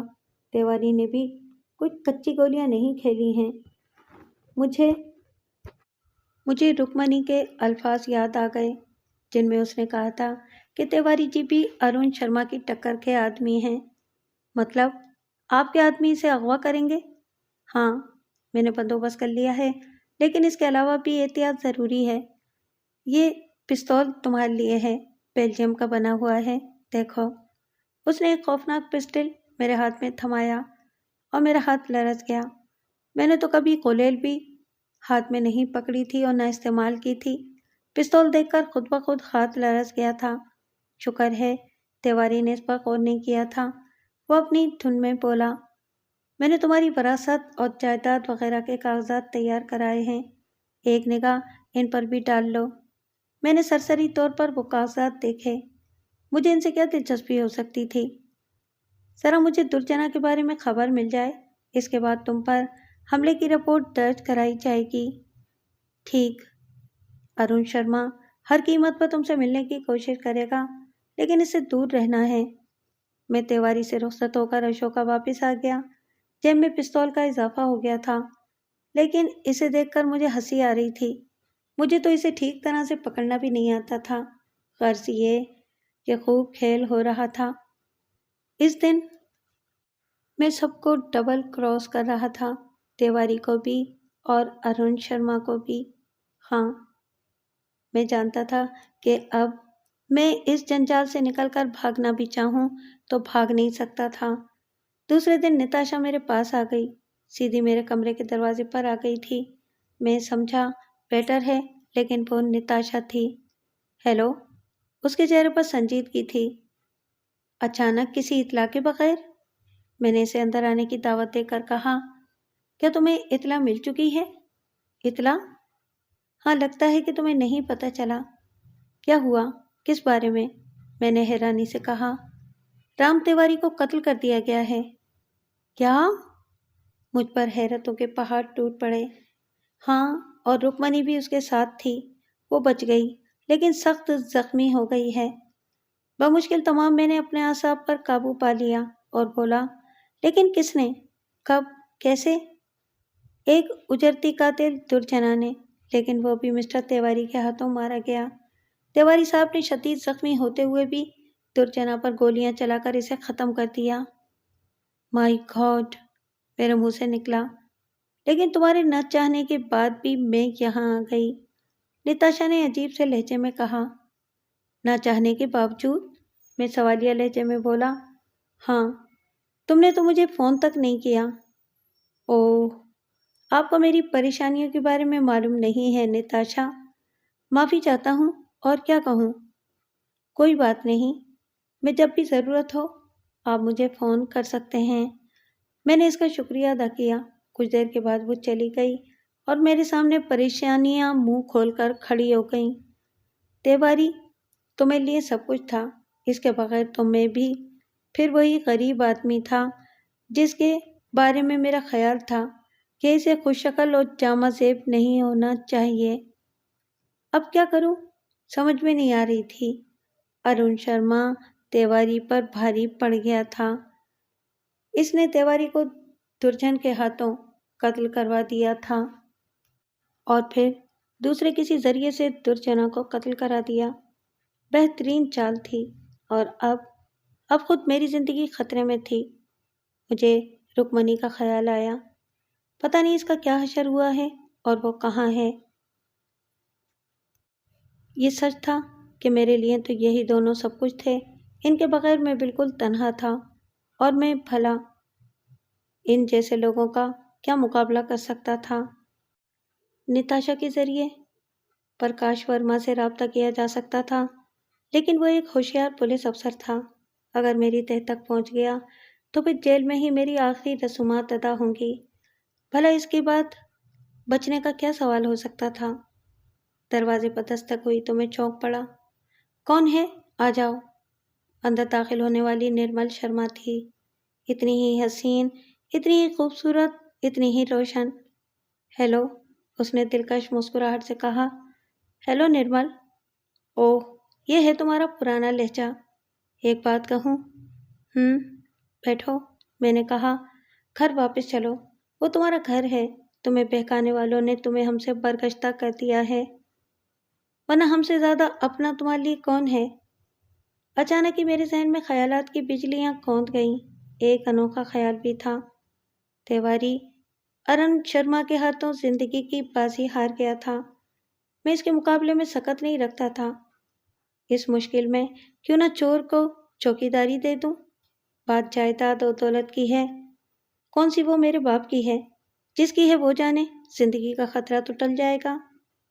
کس سوچ میں ڈوب گئے؟ نرمل نے مجھے چونکا دیا۔ سنو، میں تم سے کچھ اور کہنا چاہتی ہوں۔ وہ میرے قریب آ گئی۔ میں سوالیہ نگاہوں سے نرمل کو دیکھنے لگا تو کچھ لمحے خاموش رہنے کے بعد وہ بولی، میں تمہیں ساتھ لے جانا چاہتی ہوں، ہر قیمت پر۔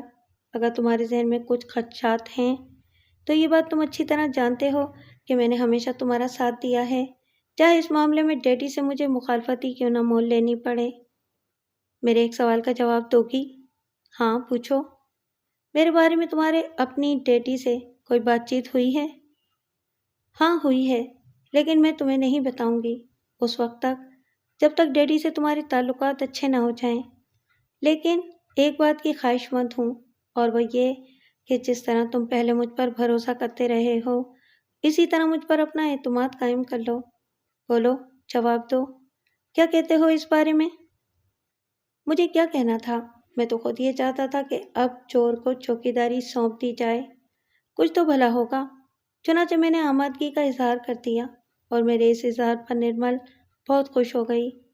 آخرکار میں اس کے ساتھ اس کی خوبصورت کار میں بیٹھ کر چل پڑا، اور تھوڑی دیر کے بعد کار اس کوٹھی میں داخل ہو گئی جو تیواری کے کہنے کے مطابق میری کوٹھی تھی۔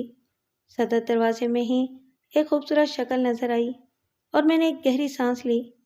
درحقیقت ہندوستان بھی حسن کے معاملے میں کسی سے کم نہیں تھا، لیکن وہ لڑکی آگے بڑھی اور کسی قدر طنزیہ انداز میں بولی، تو آپ تشریف لے آئے۔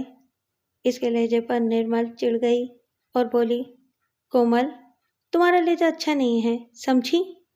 اور مجھے یہ بات بالکل پسند نہیں۔ آؤ دھرم، اس نے بڑی اپنائیت سے کہا اور مجھے لے کر اندر داخل ہو گئی۔ کوٹھی جس قدر حسین باہر سے تھی اسی طرح اندر سے بھی تھی۔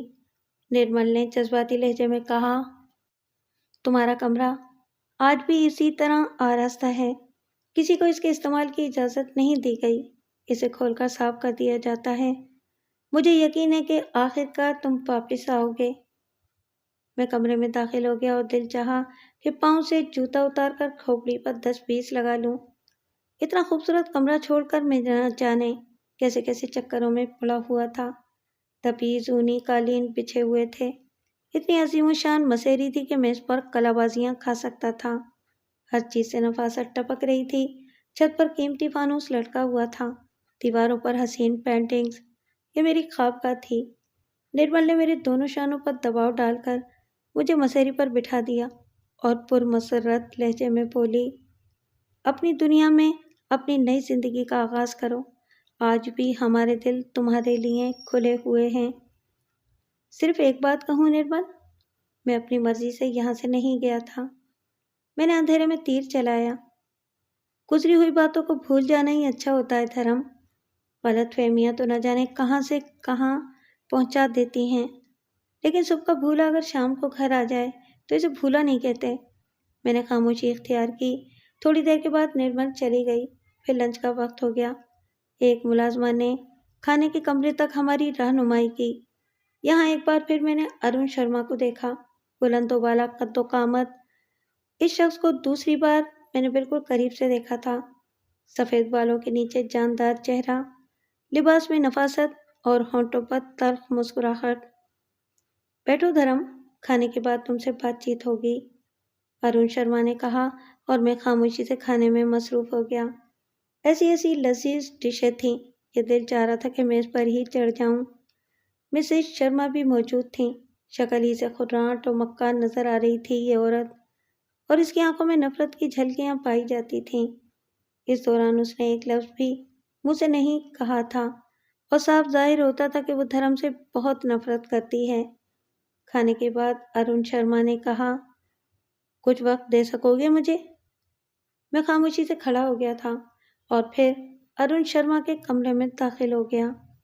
کمرے کے بارے میں کچھ کہنا ہی بیکار تھا۔ دولت مند لوگوں نے دنیا میں دولت کی کرشمہ سازیوں سے اپنی جنت تعمیر کر لی ہے، یہ کمرہ بھی اسی جنت کا نمونہ تھا۔ ارون شرما نے مجھے بیٹھنے کے لیے کہا और खुद शिकार दांतों में दबाकर सोने के खूबसूरत लाइटर से इसे सुलगाने लगा। तुमने अपना ये वक्त कहाँ गुजारा धर्म? ये तमाम बातें बेमकसद हैं शर्मा साहब। मैं वापस आ गया हूँ। तुम्हारे दिल में बहुत खदूरत है मेरे लिए। सुनो, मैंने तुमसे पहले भी कहा था कि विक्रम खन्ना मेरे दोस्त थे और हम दोनों मुश्तरका कारोबार करते थे। लेकिन आज मैं तुम्हें पहली बार ये बात बता रहा हूँ कि ये कारोबार वो नहीं था जो दुनिया के सामने था।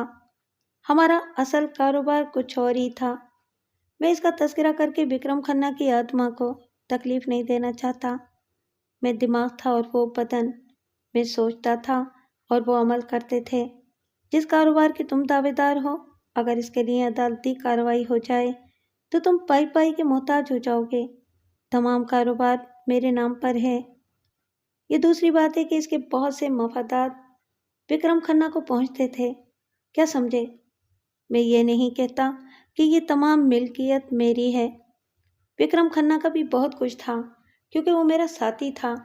लेकिन बस, हाँ, और एक बात और तुम्हें बताऊं, राम तिवारी इस कारोबार का दावेदार बनना चाहता था, सिर्फ इस बुनियाद पर कि इसे इस कारोबार की हकीकत मालूम थी।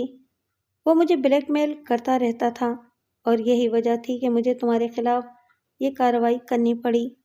आज भी मैं तुम्हें ये मशवरा देता हूँ कि तुम मुकम्मल तौर पर मेरे हक में दस्तबरदार हो जाओ। तुम्हारे लिए संसार में किसी चीज़ की कोई कमी नहीं रहेगी। वो सब कुछ तुम्हारा होगा जो विक्रम खन्ना के लिए था। और मैं तुम्हें इतना बता दूं कि तुम्हारे पास ये दौलत तुम्हारे हिस्से में आएगी। वो इतनी होगी कि तुम्हारी नस्लें ऐश कर सकती हैं। मुझे बहुत ही एहतियात से काम लेना था। ज़रा सा पटरी से उतरा तो पटरी ही गायब हो सकती थी। चुनाचे मैंने शकस खुरदार लहजे में कहा, मैं हारा हुआ ज्वारी हूँ अंकल, और हारे हुए ज्वारी को यह हक नहीं पहुँचता कि वो सौदेबाजी करे। Very good, very very good. अगर ये बात है तो मेरी तुमसे तमाम दुश्मनी ख़त्म। अब हम नए साथियों की हैसियत से आगाज़ करेंगे। मैंने गर्दन खम कर दी। अरुण शर्मा का चेहरा खुशी से सुर्ख हो रहा था। इसका रवैया पूरी तरह बदल गया था। इसने मुस्कुराते हुए कहा, पूरे जीवन ऐश से रहो, कोई फिक्र करने की ज़रूरत नहीं है। तुम्हारे जीवन में वो सब कुछ वापस आ गया जिसे तुम खो चुके थे। मैंने बज़ाहिर खामोशी इख्तियार की, लेकिन दिल में मुसर्रतों की फुलझड़ियाँ छूट रही थीं। अरे बाबा, मुझे क्या पड़ी थी कि एक शानदार जिंदगी छोड़कर बहुत बड़ी दौलत के हुसूल की तलाश में सब कुछ खो बैठता। जो मिल रहा था बहुत काफ़ी था, बल्कि बहुत ही काफ़ी, जिसका मैं ख्वाब में भी तसव्वुर नहीं कर सकता था। और अब ये दुआ थी मेरे होंठों पर कि खुदा अगर धर्म कहीं जिंदा भी है तो इससे इसकी ज़िंदगी छीन ले, ताकि मैं धर्म बनकर बाकी सारी ज़िंदगी गुजार सकूं। फिर इसके बाद तो वाकई इस कोठी में मेरी हैसियत ही बदल गई। अब तो कोमल भी मुझसे घुल मिल गई थी और ये दोनों हसीनाएं कई बार मेरे दिमाग को शैतान का मस्कन बना चुकी थीं, मगर मैं हर बार शैतान को अपने दिमाग से निकाल फेंकता था। मेरे लिए एक शानदार गाड़ी मुहैया कर दी गई थी जिसे मैं अपनी ख्वाहिश के मुताबिक दिल्ली की सड़कों पर दौड़ा सकता था। लेकिन मैं अभी जल्दबाजी नहीं करना चाहता था।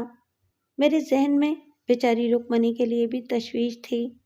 इसका कोई पता नहीं चला था और ये बात मैं अरुण शर्मा से भी पूछना मुनासिब नहीं समझता था कि तिवारी को किसने कत्ल किया। लेकिन फिर एक शाम मैंने अरुण शर्मा की कोठी में प्रकाश वर्मा को देखा। वो अरुण के साथ बातें करता हुआ अंदर आ रहा था। ये गठजोड़ भी काफ़ी दिलचस्प था। वर्मा तन्हा ही था और वो अरुण शर्मा के साथ इसके कमरे में दाखिल हो गया। काफ़ी देर तक दोनों अंदर रहे और इसके बाद मैंने वर्मा को अपनी कार में बैठकर जाते हुए देखा। इसी रात को अरुण शर्मा एक और शख्स के साथ अंदर आया था। ये भारी बदन का जवान आदमी था। अरुण शर्मा ने मुझसे इसकी मुलाकात कराते हुए कहा कि ये एडवोकेट है और मेरे कागजात लेकर आया है। इस शख्स का नाम जय करन था और ये नाम मेरे जहन में महफूज था। बहरहाल जय करन ने एक फ़ाइल निकालकर मेरे सामने रखते हुए कहा, आप इस फाइल को देख लें, इसके बाद इन पर दस्तखत करके آپ کو عدالت میں پیش ہونا ہوگا۔ مجھے بھلا کیا اعتراض ہو سکتا تھا؟ اس حسین ماحول کو بھلا کون چھوڑتا؟ البتہ اس شخص کے جانے کے بعد شرما جی نے مسکراتی ہوئی نگاہوں سے مجھے دیکھ کر کہا، تمہاری اس تعاون کو میں قدر کی نگاہ سے دیکھتا ہوں۔ تم اطمینان رکھو دھرم، تمہارے لیے ہمارے پاس بہت کچھ ہے۔ باہر طور یہ کاغذات میرے ہی حوالے کر دیے گئے تھے، لیکن اپنے کمرے میں داخل ہو کر میں نے ان کاغذات کو پڑھا اور خاصا پریشان ہو گیا۔ کاغذات میں درج تھا کہ میرے پتا جی یعنی دھرم کے پتا جی وکرم کھنہ ارون شرما کے کروڑوں روپے کے مقروض تھے اور انہوں نے اپنے تمام حصے ارون شرما کے ہاتھوں فروخت کر دیے تھے، اور مجھے ہدایت کی تھی کہ جس طرح بھی بن پڑے میں اپنی ہمت اور محنت سے شرما جی کا قرض چکانے کی کوشش کروں، کسی چیز کو اپنا نہ سمجھوں، کیونکہ یہ سب شرما جی کی ملکیت ہے۔ تھوڑی دیر تک تو یہ پریشانی میرے ذہن میں رہی، لیکن سب سے بڑی پریشانی یہ تھی کہ ان کاغذات پر دھرم کے دستخط کون کرے گا؟ میں نے تو کہیں دھرم کے دستخط کا نمونہ تک نہیں دیکھا تھا۔ رام تیواری نے بھی کچھ کاغذات تیار کرائے تھے جو مقدمے کے لیے تھے۔ اس وقت بھی میرے دستخطوں کی بات آئی تھی، لیکن وہ چیز دوسری تھی۔ میں اپنی کم دماغی کا مظاہرہ کر کے دھرم کے دستخطوں کو طلب کر لیتا، لیکن اب تو اندھیرا ہی اندھیرا تھا، کوئی ترکیب سمجھ میں نہیں آ رہی تھی۔ پھر میرے ذہن میں نرمل آئی۔ وہ مجھ سے محبت کرتی تھی اور میں نے سوچا تھا کہ کہیں مشکل ہوئی تو اس کی مدد لوں گا۔ پھر ایک اور خیال میرے دل میں آیا، یہ میرا یعنی دھرم کا بیڈ روم تھا، کیوں نہ اپنی جگہ سے اٹھ کر بیڈ روم کی تلاشی لی جائے۔ چنانچہ میں نے یہ کام شروع کر دیا اور میرا دل خوشی سے اچھل پڑا۔ مجھے کچھ ایسے کاغذات مل گئے جس پر دھرم کے دستخط تھے۔ دل میرا مسرت سے اچھل پڑا تھا۔ آدھی رات تک میں مختلف کاغذوں پر دھرم کے دستخط کرتا رہا اور آخرکار میں نے اس پر عبور حاصل کر لیا۔ جو کچھ بھی تھا، چاہے اس وقت میرا ہاتھ ہی کٹ جائے، لیکن جب کچھ نہ ہو تو کچھ ہونا بہتر ہے۔ بعد میں اگر کوئی تحقیق ہوئی اور کوئی مسئلہ بنا تو پھر دیکھا جائے گا۔ کیا فرق پڑتا ہے، زندگی جو روپ دکھائے وہ بہتر ہوتا ہے۔ صبح کو سب سے پہلے سوال ارون شرما نے یہی کیا تھا۔ ہاں دھرم، تم نے کاغذات پڑھ لیے؟ جی، میں نے جواب دیا۔ کیا فیصلہ کیا؟ ارون شرما کی ٹٹولتی ہوئی نگاہیں بڑی گہرائی سے میرا جائزہ لے رہی تھیں۔ میں آپ سے تعاون کروں گا، میں نے جواب دیا، اور ارون شرما کا چہرہ خوشی سے کھل گیا۔ وہ بولا، اگر یہ فیصلہ تم پہلے ہی کر لیتے تو؟ خیر ٹھیک ہے، میں جے کرن کو تمہاری رضامندی کے بارے میں اطلاع کر دیتا ہوں۔ میرے اس اقرار کے بعد حالات تبدیل ہو گئے۔ ارون شرما کا پورا خاندان خوش تھا، ہر شخص مجھ سے محبت کر رہا تھا۔ جے کرن نے کئی بار مجھ سے ملاقات کر کے مختلف کاغذات پر میرے دستخط لیے اور آخرکار ایک دن مجھے عدالت میں پیش کر دیا گیا۔ میں نے رٹایا ہوا بیان دہرایا اور آخرکار عدالت میں جج کے سامنے دستخط کر دیے۔ گویا کام مکمل ہو گیا، لیکن اس کے بعد جو مزہ آیا اس سے واقعی مزہ ہی آ گیا۔ اچانک ہی حالات بدلے ہوئے محسوس ہوئے۔ سب نے کینچلی اتار دی تھی۔ شام کی چائے پر مجھے نہ پوچھا گیا۔ رات کا کھانا مجھے میرے کمرے میں دے دیا گیا اور میں دہشت زدہ ہو گیا۔ یہ سب کیا ہو گیا؟ خوف کے مارے مجھ سے کھانا بھی نہیں کھایا گیا۔ پھر رات کے پہلے پہر میں نے نرمل کی خوابگاہ پر دستک دی۔ اندر روشنی ہو رہی تھی اور نرمل کوئی کتاب پڑھ رہی تھی۔ اس نے دروازہ کھول کے مجھے دیکھا اور سرد لہجے میں بولی، کیا بات ہے نرمل، تم بھی؟ کیا مطلب ہے تمہارا؟ کیا کر سکتی ہوں تمہارے لیے؟ تم سے کچھ بات کرنا چاہتا ہوں نرمل، میری بات تو سن لو، میں نے بھرائی ہوئی آواز میں کہا۔ مجھے حکم ملا ہے کہ تم سے کوئی بات نہ کی جائے، اس لیے سوری، اس نے کہا اور بے رخی سے دروازہ بند کر دیا۔ میں سناٹے میں رہ گیا تھا۔ اب اس چالاک خاندان کی پوری سازش میرے علم میں آ گئی تھی۔ ایک لمحے میں مجھے اندازہ ہوا کہ دستخط جعلی ہی صحیح، لیکن ان دستخطوں سے مجھے کتنے بڑے نقصان کا سامنا کرنا پڑا ہے، اس کا بخوبی اندازہ ہو رہا تھا۔ میرے دل میں ایک دم غم و غصے کا طوفان سا برپا ہو گیا۔ لیکن میری پوزیشن ہی کیا تھی؟ نرمل کے کمرے سے پلٹا تو پیچھے ہی کوئی کھڑا ہوا نظر آیا۔ یہ ارون شرما جی تھے۔ آؤ، ان کی بھاری آواز ابھری اور میں ان کے ساتھ آگے بڑھ گیا۔ وہ مجھے ایک کمرے میں لے گئے اور بولے، بیٹھو۔ میں بے جان سے انداز میں بیٹھ گیا۔ نرمل کے کمرے میں کیوں جا رہے تھے؟ میں اس سے کچھ گفتگو کرنا چاہتا تھا انکل۔ انکل نہیں، صرف مسٹر شرما۔ سنو لڑکے، میں تمہیں اپنی زندگی کا سب سے تلخ سچ سنانا چاہتا ہوں۔ غور سے سنو، اس میں تمہارا مستقبل پوشیدہ ہے۔ تمہارا باپ وکرم کھنہ میرا دوست نہیں بلکہ میرا سب سے بڑا دشمن تھا۔ میں ایک چھوٹا سا کاروباری تھا اور وہ کاروبار کی دنیا کا شیطان تھا۔ اس نے مجھے کوڑی کوڑی کا محتاج کر دیا، میری ساکھ ختم کر دی اور نتیجے میں مجھے اس کے جوتوں میں گرنا پڑا۔ وہ یہی چاہتا تھا۔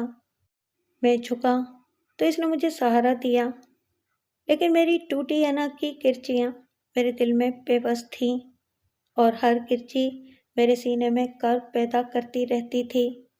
وکرم کھنہ نے مجھے ازراہ مذاق اپنا دوست بنا لیا، لیکن خود میری زندگی میں انتقام کے علاوہ اور کچھ نہیں رہ گیا تھا۔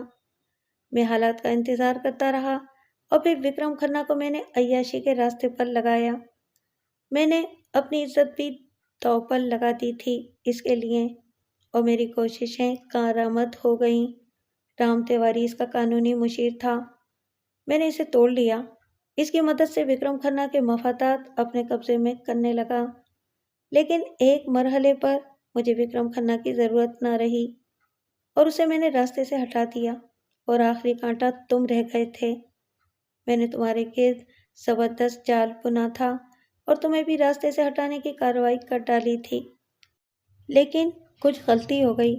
میرا تم سے اتنا ہی تعلق تھا دھرم کہ تم سے ان کاغذات پر دستخط کرا لوں تو یہ کام ہو گیا، لیکن میں نے کھنہ کے تمام اثاثوں پر قبضہ کرنے کے بعد جب تمہیں راستے سے ہٹایا تو رام تیواری پھیل گیا۔ اس نے اس دولت میں سے آدھا حصہ مانگا جو میں نے دینے سے انکار کر دیا۔ میں اسے صرف 15% حصہ دینا چاہتا تھا۔ وہ بے بس تھا، کیونکہ اگر وہ خود اس جرم کا انکشاف کرتا تو وہ خود بھی مجرم گردانا جاتا۔ پھر نہ جانے کہاں سے اس بدبخت نے تمہیں برآمد کر لیا اور ایک نیا کھیل شروع کر دیا۔ چنانچہ اس کی موت میرے لیے ضروری ہو گئی اور درجنا نے اسے قتل کر دیا، اور اس کے بعد میں نے درجنا کو، سمجھے؟ باقی کام تمہارے علم میں ہے۔ میں تم سے یہ کہنا چاہتا ہوں مائی ڈیئر، اس گھر میں تمہارے لیے کوئی جگہ نہیں ہے۔ جاؤ، دلی کے گلی کوچوں میں بھیک مانگو، دنیا کو بتاؤ کہ تم وکرم کھنہ کے بیٹے ہو اور یہی میرا انتقام ہے۔ نہیں انکل، لیکن، نہ انکل، نہ نہیں، نہ لیکن، سمجھے؟ میرا نام ارون شرما ہے۔ ارون شرما، میں نے آپ سے تعاون کیا ہے۔ میں نے وہ سب کچھ کر دیا جو آپ کی خواہش تھی۔ کیا اس کا کچھ صلہ بھی نہیں دیں گے آپ مجھے؟ کیا اتنا بھی نہیں کریں گے کہ میں دلی کے کسی گمنام گوشے میں انسانوں کی طرح جی سکوں؟ نہیں، میرا عہد تھا، میری اکڑ تھی کہ میں وکرم کھنہ کی نسلوں سے بھیک منگواؤں گا۔ بس یہ کافی سمجھو کہ میں نے تمہیں زندگی دے دی ہے۔ اگر اپنی انا کی تشکیل کا خیال نہ ہوتا تو تم بھی ایک دن اپنے باپ کی مانند چتا میں جا لیٹتے۔ جاؤ، اس جیون کو غنیمت جانو اور یہاں سے نکل جاؤ، ورنہ میرے لیے تمہیں دنیا سے واپس بھیجنا مشکل نہیں ہوگا۔ لیکن سر، جاؤ۔ ارون شرما نے پستول نکال لیا۔ ٹھیک ہے، میں نے سہمے ہوئے لہجے میں کہا، اور دل میں سوچا کہ جان ہے تو جہان ہے، سب سے پہلے جان بچائی جائے۔ ویسے بھی میں ایک غیر ملکی ہوں اور ایک دھوکے باز آدمی ہوں، وہ نہیں ہوں جو مجھے سمجھ کر یہاں لایا گیا ہے۔ اس لیے فی الحال کوئی ایسا عمل نہ کیا جائے جس سے ساری زندگی جیل میں گزر جائے۔ دھت تیرے کی، بس اتنے دن کا کھیل تھا، لیکن کہانی کتنی مختلف تھی اس کے بارے میں نے سوچا ہی نہیں تھا۔ میں کوٹھی سے نکل آیا۔ بہت سارے دن ایک ساتھ تھے۔ زیادہ دکھ اس کمبخت لڑکی کا تھا جس نے چہرے پر نقاب لگا کر مجھ سے بات کی تھی، بے شک دھرم سمجھ کر ہی صحیح، لیکن مجھے محبت کی آنکھوں کا کوئی تجربہ نہیں تھا۔ مغلوں کی دلی جگہ جگہ جا رہی تھی۔ میں آدھی رات تک بھٹکتا رہا، پھر ایک شبینہ ہوٹل میں جا بیٹھا۔ دماغ سائیں سائیں کر رہا تھا۔ تھوڑے بہت پیسے بے شک موجود تھے، لیکن اتنے نہیں کہ زیادہ عرصے تک چل سکتے۔ تیار غیر میں کیا قسمت آزمائی کرتا؟ اپنے وطن میں ہی تقدیر نے ساتھ نہیں دیا تھا۔ یہ کھیل تو بچپن سے میری تقدیر میں لکھا ہوا تھا۔ سبھی نے دھوکہ دیا تھا، سگے چچا نے بھی اور سوتیلے چچا نے بھی۔ اسی ہوٹل میں بیٹھے بیٹھے صبح ہو گئی، کمر دکھ گئی، چہرہ اتر گیا تھا، سخت ہی جان تھا دل و دماغ پر۔ میں نے سوچا کہ کیا کروں؟ اگر کسی ہوٹل میں کمرہ لیتا ہوں تو اس کے بعد کھانے کے بھی لالے پڑ جائیں گے۔ اچانک ہی تاریکی میں ایک شمع روشن ہو گئی۔ ایک خیال دل میں آیا تھا، وہ خیال نتاشا کا تھا۔ پبلک کال بوتھ میں داخل ہو کر نتاشا کے نمبر ڈائل کیے اور ایک مردانہ آواز سنائی تھی، ہیلو، میں مس نتاشا سے بات کرنا چاہتا ہوں۔ کون صاحب ہیں آپ؟ دھرم کھنہ، میں نے جواب دیا۔ ہولڈ کیجیے۔ کچھ دیر کے بعد نتاشا کی آواز سنائی تھی، ہیلو دھرم، نتاشا، میں تم سے ملنا چاہتا ہوں۔ کہاں؟ اس نے سوال کیا۔ جہاں تم کہو۔ کشن داس کافی ہاؤس جامع مسجد کے سامنے ہے، چھوٹا سا خوبصورت کافی ہاؤس ہے، وہاں آ جاؤ۔ کتنی دیر میں پہنچو گی؟ بس 10-15 منٹ کے اندر۔ کوئی خاص بات ہے کیا؟ ہاں، میں نے جواب دیا۔ اوکے، پہنچ جاؤ، میں نے کہا اور باہر نکل آیا۔ پھر ایک ٹیکسی روکی اور اس میں بیٹھ کر جامع مسجد جانے والی سڑک پر چل پڑا۔ وہ کافی ہاؤس مجھے آرام سے مل گیا، پرسکون، ایئر کنڈیشن۔ میرے پہنچنے کے چند منٹ کے اندر اندر نتاشا بھی وہاں آ گئی۔ وہ بہت کھلی کھلی نظر آ رہی تھی۔ مجھے دیکھ کر چونک پڑی۔ ارے، یہ کیا حالت بنا رکھی ہے تم نے؟ خیریت؟ بتاؤ کیا بات ہے؟ کیا پیو گی نتاشا؟ میں نے پھیکے لہجے میں کہا۔ یار ابھی کچھ نہیں، پہلے اپنی کیفیت کے بارے میں بتاؤ، نتاشا نے الجھے ہوئے لہجے میں کہا۔ تقدیر نے میرے وجود کو ٹھکرا دیا ہے نتاشا، میں ہر بازی ہار چکا ہوں۔ مگر ہوا کیا؟ یہ تو بتاؤ، وہ بولی، اور میں نے محتاط انداز میں اپنی اصل شخصیت چھپا کر اسے پوری کہانی سنا دی۔ نتاشا کے چہرے کے رنگ بدلتے رہے، پھر اس نے کہا، مگر تم نے ان لوگوں پر اتنا اعتبار کیوں کر لیا؟ حماقت تمہاری ہے۔ چلو اٹھو، آؤ چلتے ہیں۔ اس سلسلے میں ڈیڈی سے بات کرتی ہوں، وہ ضرور تمہاری مدد کریں گے اور کوئی مشورہ دیں گے تمہیں۔ اٹھو، ہمیں کچھ نہیں پینا۔ نتاشا نے ضد کی اور میں اپنی جگہ سے اٹھ گیا۔ بہرطور کچھ وقت کے بعد نتاشا مجھے لے کر اپنے ڈیڈی کے دفتر پہنچ گئی، لیکن مجھے دیکھ کر خود مسٹر پرکاش ورما نے عجیب سی شکل بنائی تھی۔ مجھے بیٹھنے کے لیے کہا گیا اور اس کے بعد نتاشا نے پرجوش لہجے میں پوری کہانی پرکاش ورما کو سنائی، لیکن پرکاش ورما کے چہرے کی بے حسی میں نے ابتدا ہی میں محسوس کر لی تھی۔ آپ ارون شرما کو اس جرم کی سزا دیں ڈیڈی، اسے گرفتار کر لیں، نتاشا نے کہا۔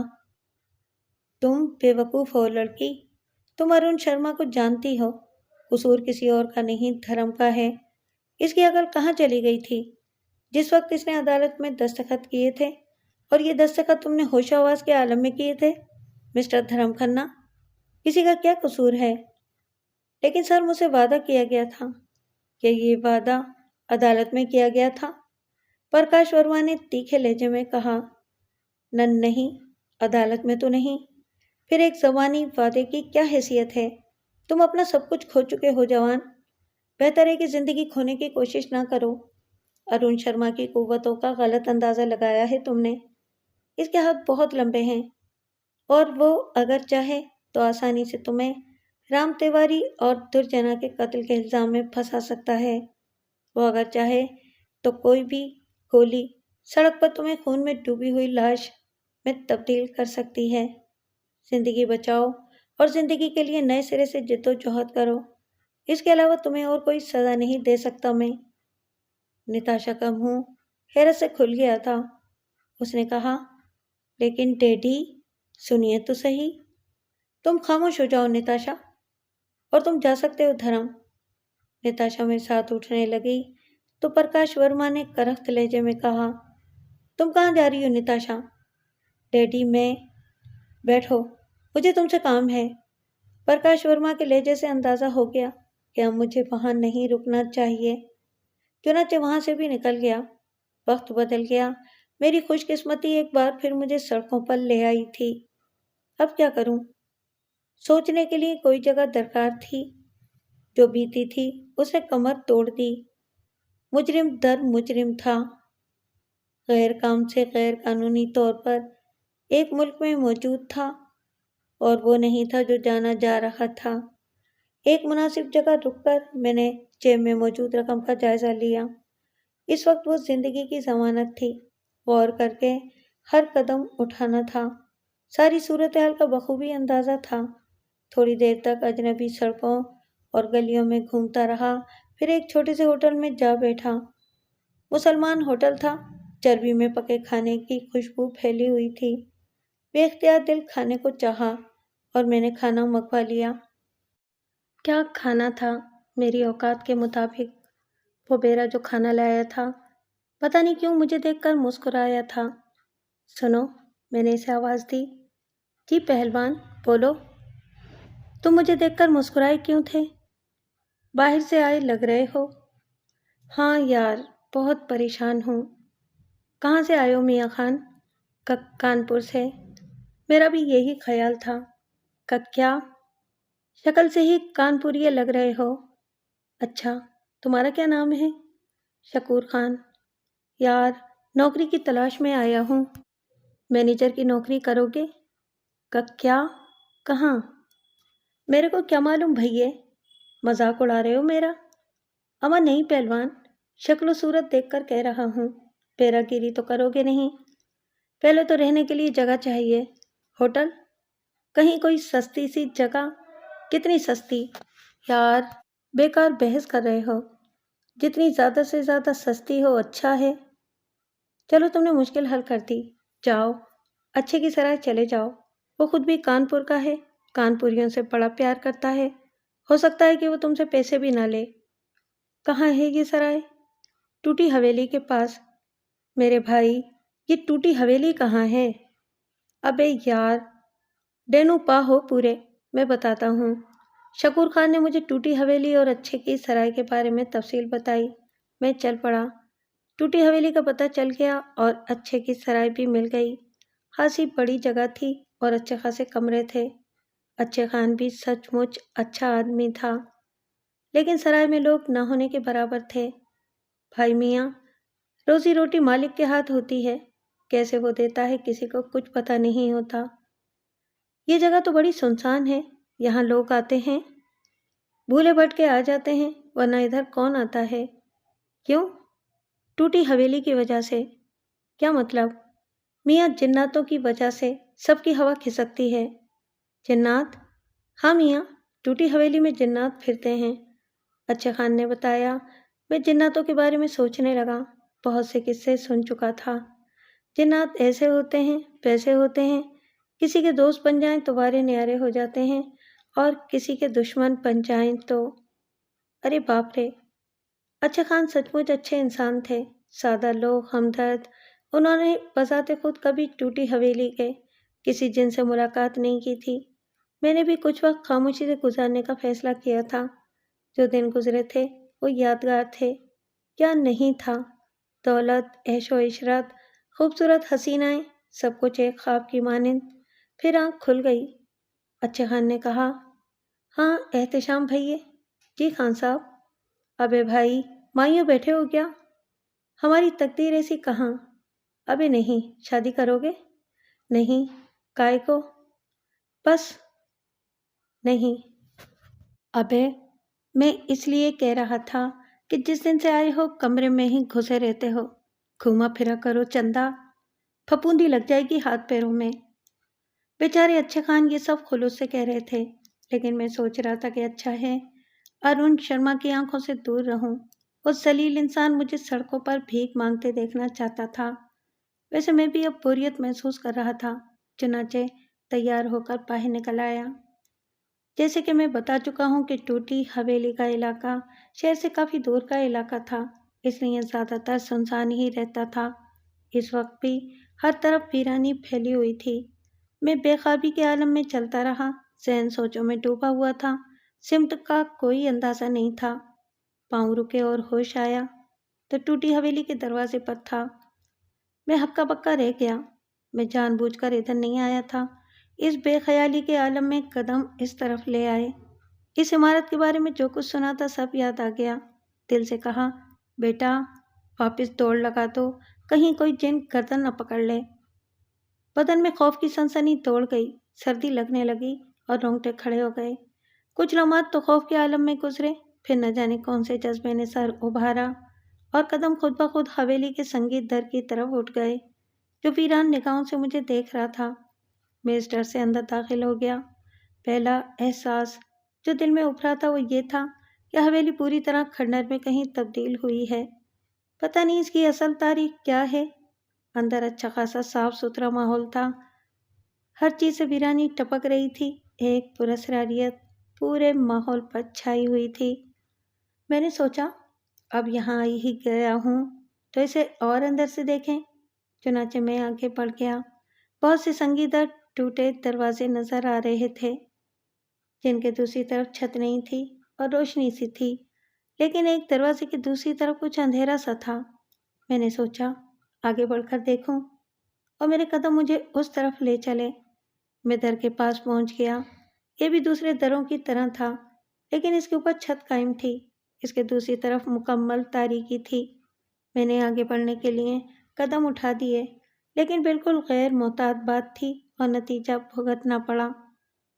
دروازے کی دوسری طرف خلا تھا اور میں کچھ اس طرح اندر کی طرف قدم بڑھا چکا تھا کہ توازن بھی برقرار نہ رکھ سکا، اور دوسرے لمحے حلق سے بے اختیار چیخ نکل گئی۔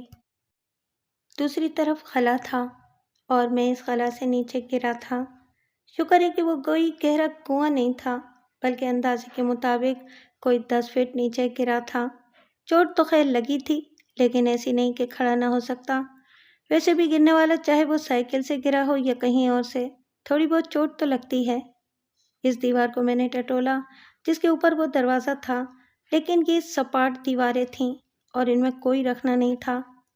پھنس گیا بری طرح۔ دل نے آواز لگائی، وہیں پر بیٹھ گیا۔ دھیت تیرے کی، ایسی بھی کیا تقدیر، ہر جگہ مشکل ہی مشکل تھی۔ اب کیا کروں، کیسے یہاں سے نکلوں گا؟ پھر دل کو ڈھارس دی کہ یہ ٹوٹے پھوٹے کھنڈرات ہیں، ممکن ہے کہ کوئی ایسی جگہ مل جائے جہاں سے باہر نکلا جا سکے۔